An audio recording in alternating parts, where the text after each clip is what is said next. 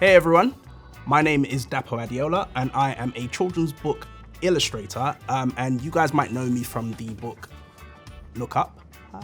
As part of today's Durham Book Festival for Little Read, I'm going to be doing a draw along with you guys. What you'll need to participate is a sheet of paper and a pencil or a pen or a coloring pencil if you're feeling a bit fancy. And what we're going to be drawing today is the cat, Luna the cat, from the picture book Look Up. So without further ado, let's crack on. I'm assuming you've got yourself a nice clean sheet of paper and some drawing equipment, pencil, coloring pencil, pens, whatever you need.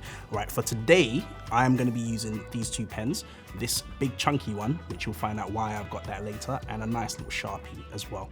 Right, so this is going to be done in 6 relatively easy steps. They might get a little bit more tricky as we go along, but don't have any fear. You can always pause and rewatch this at your own pace later on, okay? So step 1, we are going to be drawing an oval in the center of our page. Try not to draw it too much towards any end. Try and keep it center on. Right, so now we'll see if I can remember what an oval looks like. All right. Hey. Look at that, perfect oval. Right, so that was step number 1. You all warmed up? Yeah? Cool, right, because it gets a little bit crazy right about now. Right, so step number 2, it's a little bit more complicated, but again, you can always slow this down and, replay it at your own speed, just to, give yourself a chance to catch up. So we're gonna start with the middle of our oval and we're gonna draw an upside down triangle for Luna's nose, okay? There we go, 3 lines. Starting you off relatively easy, right? And we're gonna put 2 little dots in the triangle, or 2 little slashes in the triangle for her nostrils, okay? Now we're going to draw her ears, right? And her ears are 2 triangular shapes that are on either side of the top of the oval, okay? So here's the first ear. They're slightly curved. They're not pointy triangles, yeah, not horns, they're ears, right? So they're slightly curved, and we got 1 on either side. And then inside those triangles, we've got a smaller curved triangle on the inside. I mean, you can call this a pyramid if you want, or a hill. I don't know, it's more a hill shape. All right, so that's the ears. Now we're gonna draw the interior of her face, where all the features are gonna go, right? So we start from the top point of the upside down triangle nose. So we'll start from the left-hand side. What we do is we draw an oval, well, a circle actually, but it's an open circle. So we go, and it stops there. Okay, see that? And then we draw another one on the other side, starting from the top corner, like so. There we go. And then what we do is we go back to the end of this one here, and we draw an upside down arch connecting both. And that is step number 2. Right, now we're all warmed up.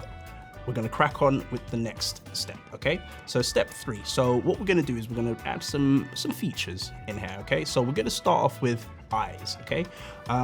Eyes, real simple. They are circles, and the circles are inside our little half circle up here, okay? So just, circle, and then another circle on the other side, and there we have some eyes, but they're missing pupils, okay? So this is where my big marker comes into effect. I'm gonna draw in a black circle on the inside of either eye, or both eyes, should I say. There we go. Ta-da! Right, now we're gonna draw Luna's mouth, okay? It's real simple. We come back to the triangular nose and we go from the bottom tip of the triangle and we draw a straight line down. And then we draw a nice, lovely wide smile across our straight line. And that's it. That's step number 3. Right, so now we're gonna draw Luna's collar, right? This is where it gets a little bit slightly tricky, but again, you can always rewind and pause the video so you can kind of work at your own pace, okay? So we are gonna go from the bottom of her face, so the bottom left-hand side, I believe this is, of her face, and we're gonna draw what I call an upside down donut, or half a bagel, that's even better. Half a bagel from one side to the other, and just directly underneath her chin, right here, what we're gonna do is we're gonna draw the zipper. So it's literally just one straight line down and another straight line down opposite it, okay? And for the actual zipper itself, it's literally zig, zag, zig, zag, zig, boom. There we go. Right, now that's done. And grab my big fat marker and fill this black area in over here.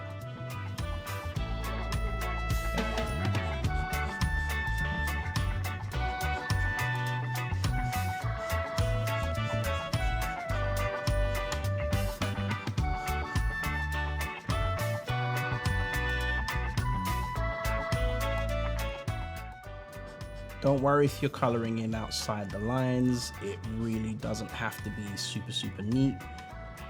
It just needs to be filled in.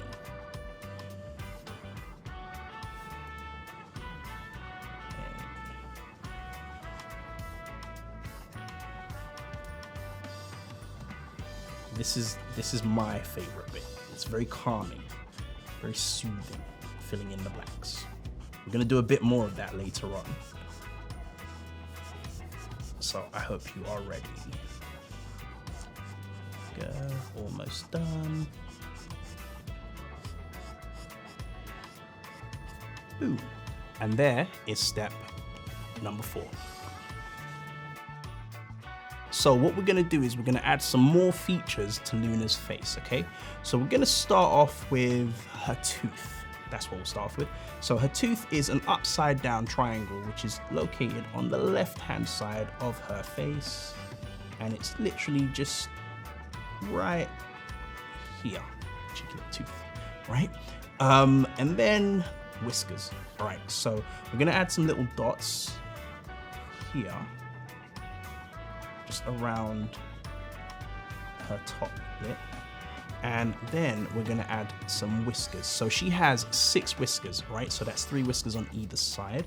And you can find yourself any which one of these dots and start off from there. I'm gonna choose this one here, and I'm gonna go, so the whiskers are nice and long, stretch them all the way out. There we go. And 3. And then we move over to the other side and we go 1, 2, and 3. Right, lovely, 6 lovely whiskers. And then she's got a little bit of just under her chin, and that's 1, 2, 3, 4 marks, and there we go. And that is step number 5. Well done to you if you've managed to keep up with me up until this point. Step number 6 is very, very straightforward. All you have to do is fill in your cat. As I said before, you can use any color that you want to use, but for this purpose of this draw along, I'm going to be using black, okay? Let's go.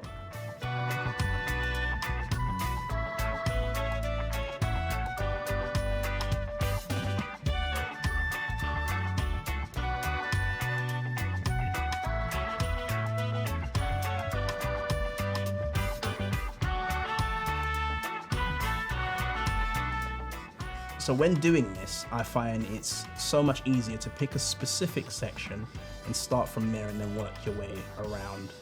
And what that does is it allows you to kind of track your progress and, you know, gives you the feeling that things are getting done. Because if you keep going from one end to the other, it might look a little bit, you know, a little bit haphazard. It might not look quite right. But yeah, you'll get there in the end anyway. Have fun. This is my favorite part of the whole thing.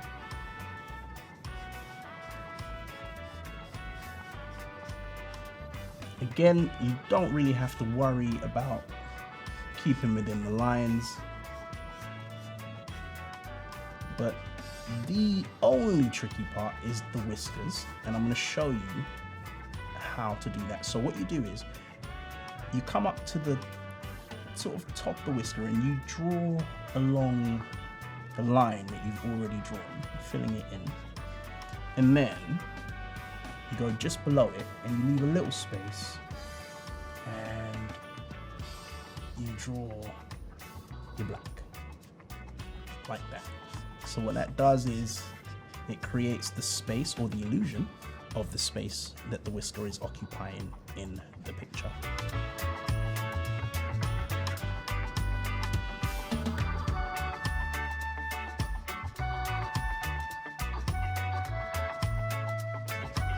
Right, and I'm going to show you this again for the next whisker. So again, we draw along the top of the line that we've already drawn, and then we go beneath it, and then we do another line, leaving just a little space between the two. There we go. And that is how you do the whiskers. I'm going to show you one more time on this side. Go along the line, and then underneath, leaving space. There we go.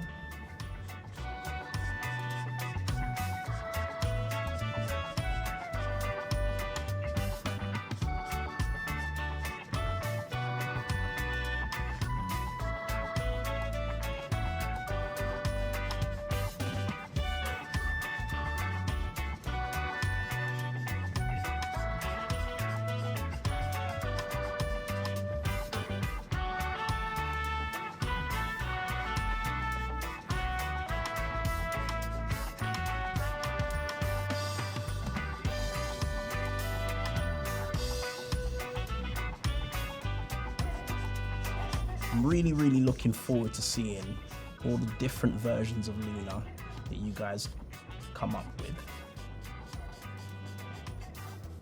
Especially looking forward to seeing the colourful ones.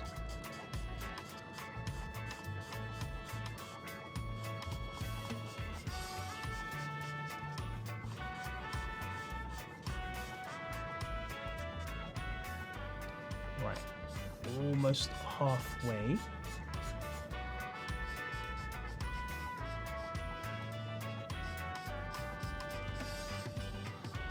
Right, so what we're going to do now, because I don't want you sitting here all day watching me do this, we're going to speed up the next section for you so that we can get to the end.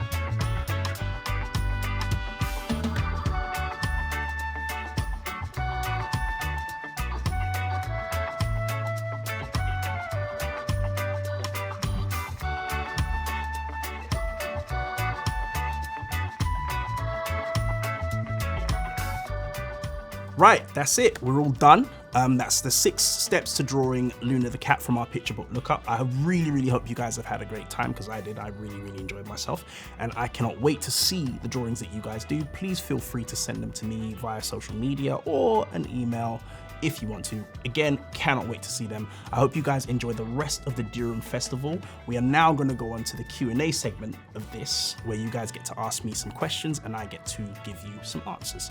Okay? Let's go.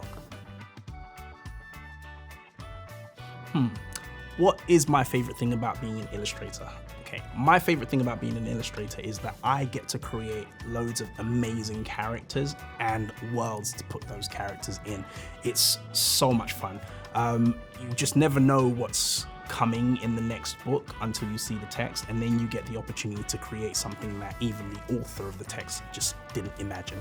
That's my favorite thing about being an illustrator. What advice would I give to children in Durham who love drawing? Draw. Draw lots and lots. Don't stop drawing. Draw from everything that you're familiar with. Draw family members. Draw locations that you go to. Draw from memory. Draw friends. Draw lots, and use everything you can to draw as well. Experiment with your drawings as well. And also, the best advice I can give you is that there is no such thing as a bad drawing. There are only drawings that you can learn from.